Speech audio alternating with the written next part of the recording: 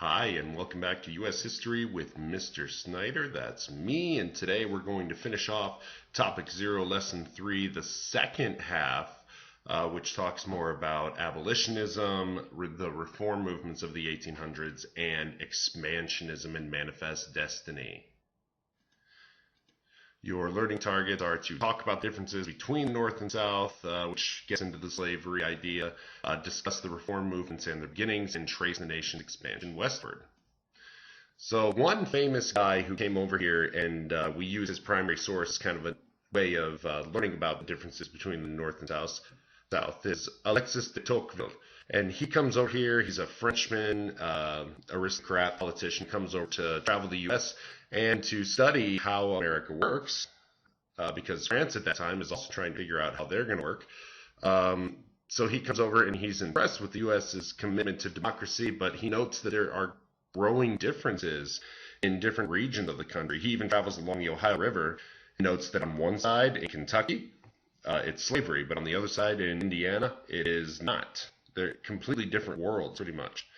So some of those differences are, in the North, the Industrial Revolution takes hold there first because they have more rivers and water power to power these factories, not with hydroelectricity, of course, but to move mills on the outside to run machinery on the inside.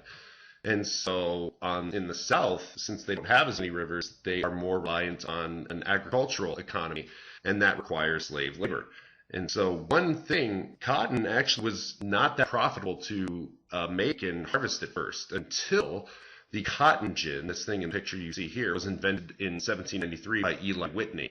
Before, you had to pick the cotton seeds out and out of the cotton. Think about seeds inside like cotton ball, trying to get those out. It was very difficult. This separates it by machine, and it increases the profit for cotton and the amount of cotton that can be harvested in a day, and so the need for slaves as well. So you can see here in 1830, there were only 750,000 bales of cotton produced, but in 1850, we jump all the way to 2.85 million bales produced. And the number of slaves as well. In 1790, there were 700,000 slaves in the South, and in 1850, there were 3.2 million slaves in the South. So the demand keeps going up. And by 1860, at the eve of the Civil War, the South produced 2/3 of world cotton, and especially they're trying to get to the very competitive European market, and the North also relies on them for their cotton because there's a lot of textile factories in the North. This makes the price go up, which also makes it even more profitable to produce cotton. As far as the political differences between the North and South, the North objects to slavery on moral grounds, and by 1804, all northern states had outlawed it. By 1807, the Atlantic slave trade was outlawed. Not to say that it didn't operate illegally, but taking slaves from Africa to the New World was illegal. But by now, there were enough slaves in the New World that they could reproduce and create more slaves in the first place. And Southerners, they also see it as an attack on their way of life because they defend it as it's vital to their economy. If you take away slavery, their economy and their way of life is going to collapse. So resisting slavery, basically they can break tools, they can try to run away, or they can revolt against their owner. One of the most famous ones is Nat Turner in 1831. He led some of his fellow slave followers up to the house. They slit the throats of his master's wife, and his master's children. They go to the next house, they do the same thing, and they kill nearly 60 people before the militia can stop them. And they pass, and then he's executed, of course, but also, they pass harsh laws after this to curb slave revolts. They don't let slaves assemble and talk. They're teaching slaves to read or to think any more than just basic education is illegal. So they're really trying to limit their ideas and their intellectual ability to form ideas in their head. So the Northerners decide to fight back, and these people are called abolitionists because they want to abolish slavery, or we would say abolish slavery. But abolitionists, that's how you can remember it. These people operated the Underground Railroad, and I'm sure you've heard of this before. It's the secret network of people who hid slaves, and they're trying to make them go to the North or Canada where they would be free. Harriet Tubman was a famous black woman herself who escaped slavery, and she guided hundreds of slaves to safety. Her nickname, she was known as Black Moses. referencing the Bible figure. William Lloyd Garrison is white, but he's an abolitionist, and he begins publishing his famous newspaper, The Liberator, focusing on what people can do to abolish slavery. He favors immediate emancipation or freeing slaves, and he wants slaves to also have full political and social rights immediately. Some people didn't want to take it that far, but he felt that they should be completely equal with whites. And then we have Frederick Douglass, the former slave who escaped slavery. He's taught to read and write around the age of 12 by his master's wife, even though it was illegal. He goes to the North, becomes a powerful speaker at abolitionist meetings, and he is pretty much a living example against the fact that people thought blacks and slaves were lacking intelligence compared to whites. And some Northerners were so impressed with Douglass that they doubted that he had ever been a slave. But he definitely was. His history, he was a slave, and he escaped to Baltimore, married a free black woman, and a very powerful man. So slavery divides the nation. We have people who are anti-slavery and pro-slavery. Anti-slavery people form the American Anti-Slavery Society, and they, founded by William Lloyd Garrison, another abolitionist, they basically print anti-slavery propaganda and hand it out at churches, and they insist that holding slaves is counter to Christian ideals. Angelina and Sarah Grimke, we'll talk about them with women's rights as well, but they are also the rebellious daughters of slaveholders, and they move north to join the abolitionist movement. So how can somebody defend slavery? Well, remember contextualization. Let's put ourselves in the 1800s. They say that it's the backbone of the South's economy. We've already said that. It benefits the Northern economy. So the North is actually hypocrites because they make clothes out of the cotton. They say that it's better than wage labor or getting paid for work because the well-being of the slave owners depends on the well-being of the slaves. It's kind of a symbiotic relationship there. And they also say that the enslavement of Africans was historically inevitable, and if it wasn't us, someone else would have done it. And basically it leads to their betterment by introducing them to religion and Christianity so they can be saved one day and get to heaven. So now let's focus on more reform movements besides abolitionism. One is the Second Great Awakening. We've talked about the first, but this is begins in Kentucky, then spreads north and south. Basically believe that religious participation is vital to this country's future. New churches are formed during this time because of Charles Ransom Finney, who is an influential revivalist. He would go and speak and yell and talk about how people needed to go to church or they were going to end up with the devil and hell. But the Unitarian Church is formed during this time, the AME Church, or the African Methodist Episcopal Church, and Mormons are also formed during this time. Joseph Smith leads them from New York to Ohio to Missouri, all the way out to Utah, where they can practice religious participation. And this religion is one main reason all these other reform movements happen. We talked about abolitionism having Christian roots, holding slaves as counter to Christian ideals. The Temperance Movement, drinking and getting drunk is not good. That comes out of the Second Great Awakening, and also the women's movements. The life of a woman is very limited after the Industrial Revolution. Before that, basically the man and the wife, they stayed home together. The man would go out and work in the fields, the wife would work in the house, but they're pretty much there all the time together.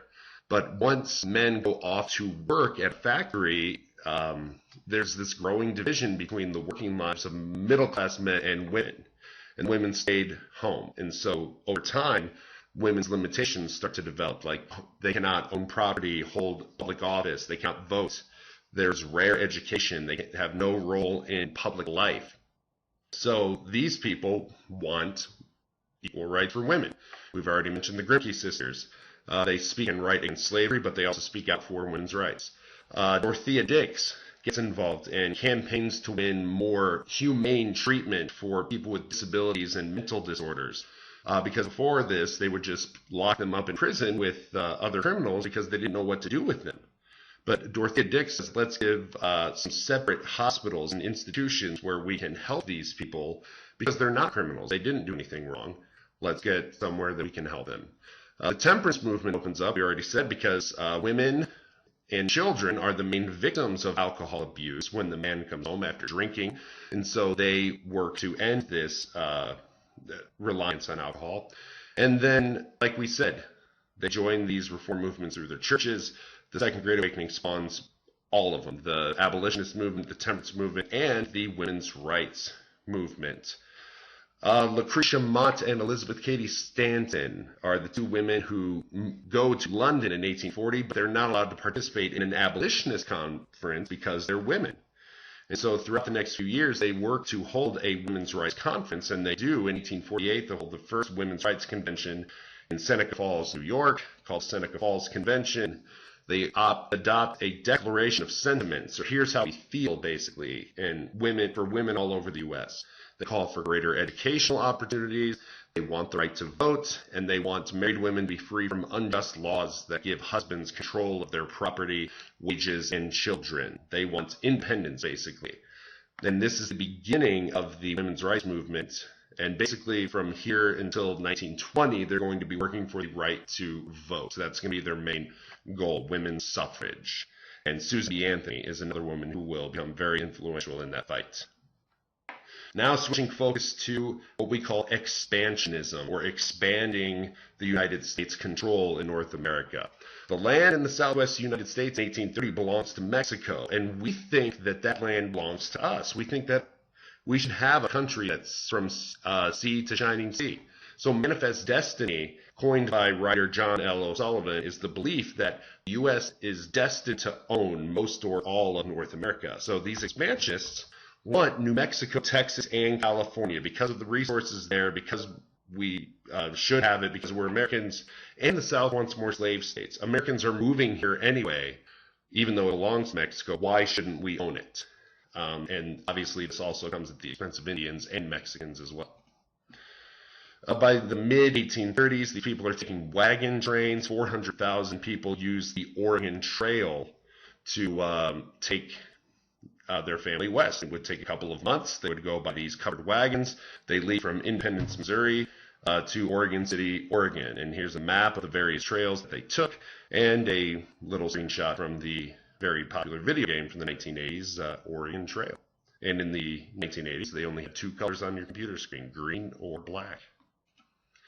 Texas. We talked about Texas. Did you know Texas was its own country at some point?